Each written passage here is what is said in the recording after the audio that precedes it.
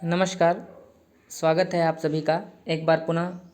ये mock test 7 है।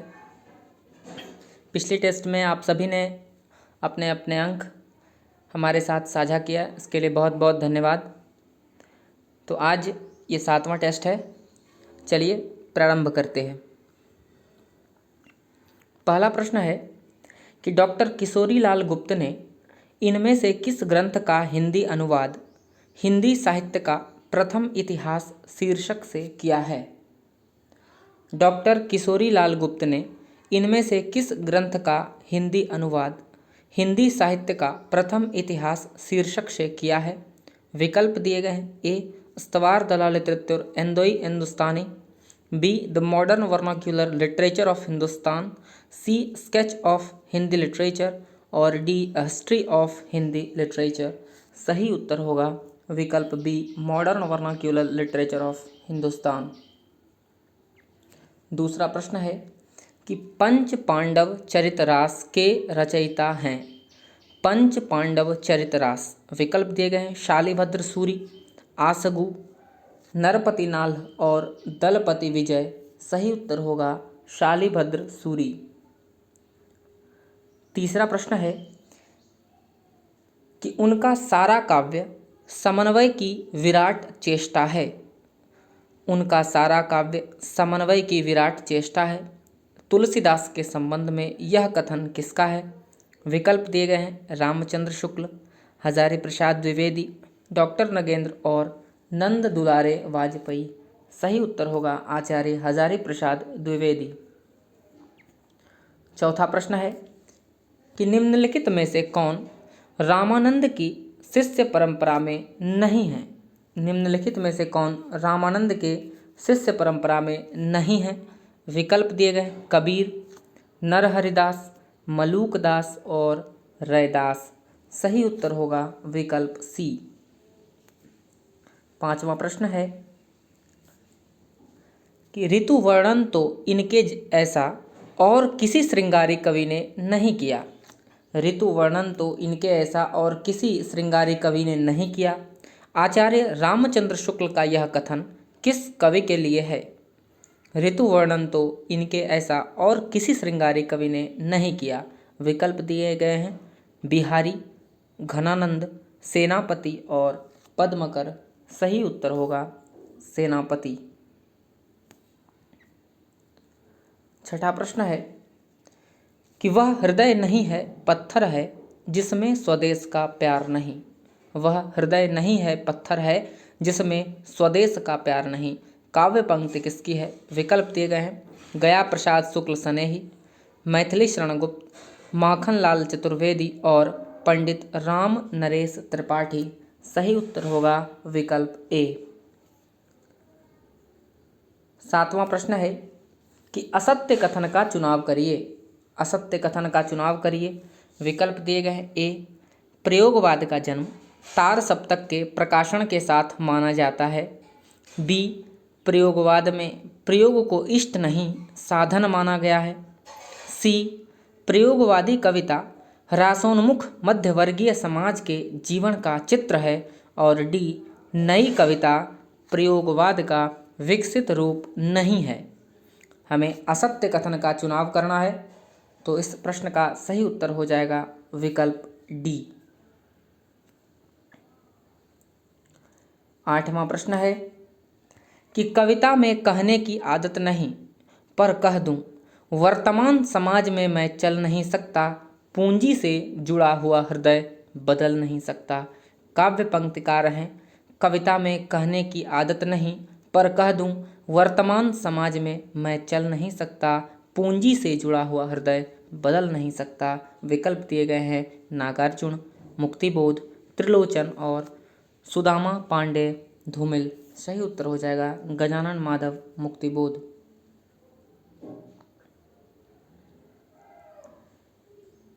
अगला प्रश्न है कि मनबोध मास्टर की डायरी के लेखक हैं। मनबोध मास्टर की डायरी के लेखक हैं।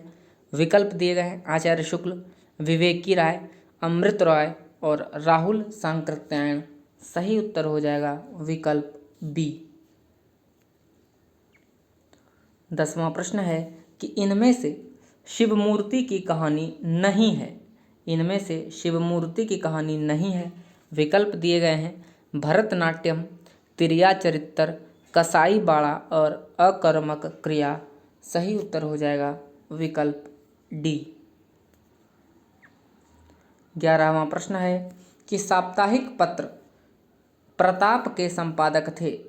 विकल्प दिए गए हैं मदन मोहन मालवीय, सुंदरलाल, गणेश शंकर विद्यार्थी और अंबिका प्रसाद गुप्त वाजपेयी। सही उत्तर हो जाएगा विकल्प सी गणेश शंकर विद्यार्थी। 12वां प्रश्न है कि एक कहानी यह भी आत्मकथा की लेखिका हैं। एक कहानी यह भी आत्मकथा की लेखिका हैं रमणिका गुप्ता, चित्रा मुदगल, मन्नू भंडारी और प्रभा खेतान। सही उत्तर हो जाएगा मन्नू जी। 13वां प्रश्न है कि निर्वेद किस रस का स्थायी भाव है। निर्वेद किस रस का स्थायी भाव है। विकल्प दिए गए हैं करुण रस, शांत रस, अद्भुत रस और भयानक रस। सही उत्तर होगा विकल्प बी शांत रस।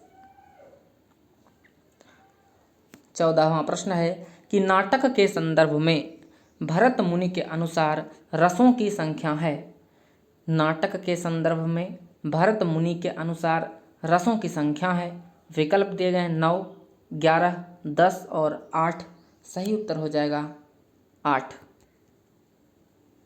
15वां प्रश्न है कि लक्षण ग्रंथ कविकुल कल्पतरु के रचयिता हैं। लक्षण ग्रंथ कविकुल कल्पतरु के रचयिता हैं। विकल्प दिए गए हैं केशवदास, चिंतामणि, भिखारीदास और श्रीपति मिश्र।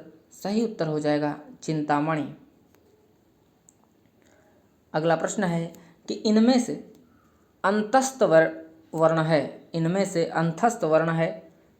विकल्प दिए गए व, त, ए, औ। सही उत्तर हो जाएगा विकल्प ए व। य, र, ल, व ये अंतस्थ वर्ण होते हैं।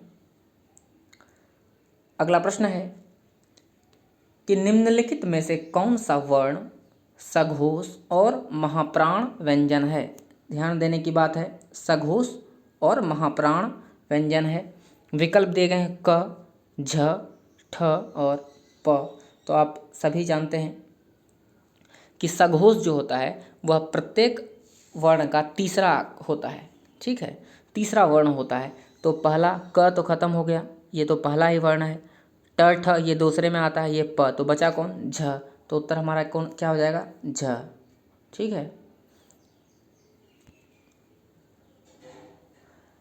अगला प्रश्न है कि माधव हम परिणाम निराशा, यह काव्य पंक्ति किस कवि की है। माधव हम परिणाम निराशा।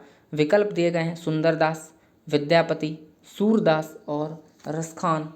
सही उत्तर होगा विकल्प बी। अगला प्रश्न है कि अनामिका को उनकी किस कृति पर वर्ष 2020 में हिंदी साहित्य अकादमी पुरस्कार प्राप्त हुआ।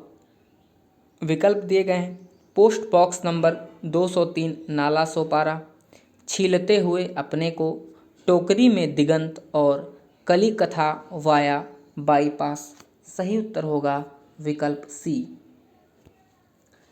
और अंतिम प्रश्न आपके लिए कि रीति मुक्त कविता की प्रमुख प्रवृत्ति है। रीति मुक्त कविता। विकल्प दिए गए हैं स्वानुभूति और स्वच्छंदता, अलंकृति, विरोध वैचित्र और विरहातिरेक। इस प्रश्न का उत्तर और अपने प्राप्तांक हमारे साथ साझा करिए। आज के लिए इतना ही। धन्यवाद।